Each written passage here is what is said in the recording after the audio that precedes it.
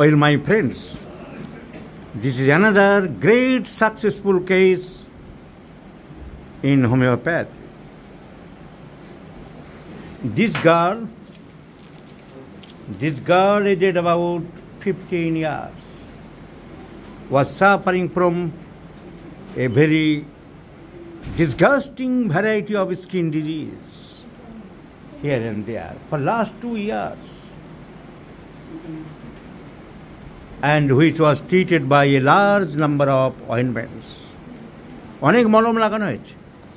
2 বছর ধরে মেয়েটি চর্মরোগে ভুগছিল, কিন্তু মলমের যা কাজ সাময়িক একটু কমে, আবার ডবল বেগে বাড়ে, বিকজ দি প্রাইমারি অ্যাকশন, তারপরে সেকেন্ডারি অ্যাকশন ফিরে আসে।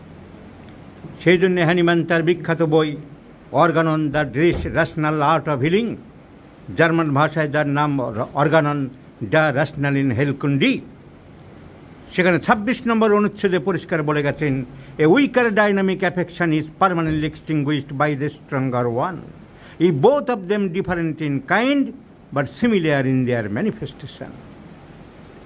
চাপা দেওয়া জিনিস চাপাই থাকে, সুযোগ পেলে আবার বেরিয়ে আসে। তো বহু স্কিন ডিজিজ হয়, শুধু বেরিয়ে আসে না, সব থেকে খারাপ হলো ধ্বংসাত্মক, অন্য রোগের সৃষ্টি করে, কিডনি ফাংশন ডিস্টার্ব করে, হার্টের ক্ষতি করে, লাংসের ক্ষতি করে, ব্রেনের ক্ষতি করে।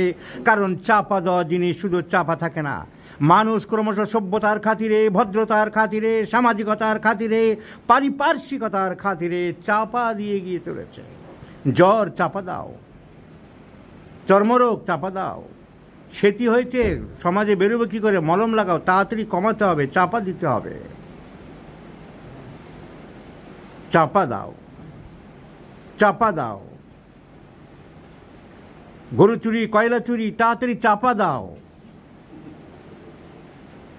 চাপা দেওয়ার খেলা চলছে সমাজের সর্বস্তরে, কিন্তু চাপা দেওয়া জিনিস সহজে মানুষকে ছাড়ে না। এরা অরুণ রথের তরুণ সারথি হয়ে দাঁড়িয়ে থাকে, সুযোগ পেলেই ফোঁস করে। চাপা দেওয়া জিনিস ক্ষতি করে, তাই এত কিডনি ডিজিজ, তাই এত অটিজম, তাই এত ব্রেন টিউমার, তাই সামান্য 4 দিনের ডেঙ্গু জ্বরে মানুষ মারা যাচ্ছে। আজকেই আমার ফেসবুকে আমি একটা হঠাৎ খেতে বসে আমি ডিনারের সময়, লাঞ্চের সময় একটু দেখি, এবিপি আনন্দ এইসব চ্যানেলগুলো দেখছিলাম, একটি ছেলে, একটা ভদ্রলোক হাও হাও করে কাঁদছে, তার ওয়াইফ ডেঙ্গু, ডেলিভারি হলো, ফুটফুটে বাচ্চা হলো, মেডিকেল কলেজে ডেঙ্গু হলো, তড়িঘড়ি করে সেখান থেকে বের করে দিল, নিয়ে গেল অন্য একটা বড় হসপিটালে নাগের বাজারে। সেখান থেকে একদিনে 16,000 টাকার বিল করে বের করে দিল, পিয়ারলেসে চলে গেল, মারা গেল। গাফিলতি সেসব তো আছেই, কিন্তু তার থেকে আমি যেটা বড় কারণ হিসাবে জানি, এই সব মানুষগুলোর বডি রেসিস্টেন্স পাওয়ার নেই, সহ্য করা রোগ প্রতিরোধক ক্ষমতা চলে গেছে।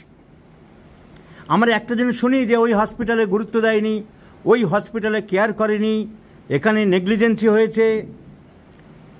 ভালো মানুষ হাঁটতে হাঁটতে গেল আর সাদা কফিনে করে ফেরত আসলো, এটা একটা সাইড ঠিকই কিছুটা আছে, কিন্তু আরও একটা জিনিস যেটা মানুষ জানে না, মানুষ দিনের পর দিন অ্যালোপ্যাথি খেয়ে খেয়ে, বিষাক্ত ওষুধগুলো খেয়ে খেয়ে, পেন কিলার কথায় কথায় খেয়ে খেয়ে, প্যারাসিটামল কথায় কথায় খেয়ে খেয়ে, গ্যাসের অ্যান্টাসিড কথায় কথায় খেয়ে খেয়ে বডির ইমিউনিটি নষ্ট করে ফেলেছে, রোগ প্রতিরোধক শক্তি কমে গেছে।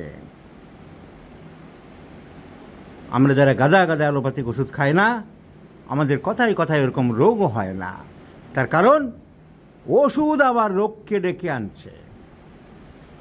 মেডিসিন কলস ডিজিজেস, একে বলা অ্যালোপ্যাথির একটা নাম দিয়েছে কোমরবিডিটি ফ্যাক্টর, মানে তোমার এটা ওটা ছিল, তুমি এটা সহ্য করতে পারো। আসল কথা হলো যে ভাইটালিটি কমে গেছে, বডির ইমিউনিটি কমে গেছে, বডি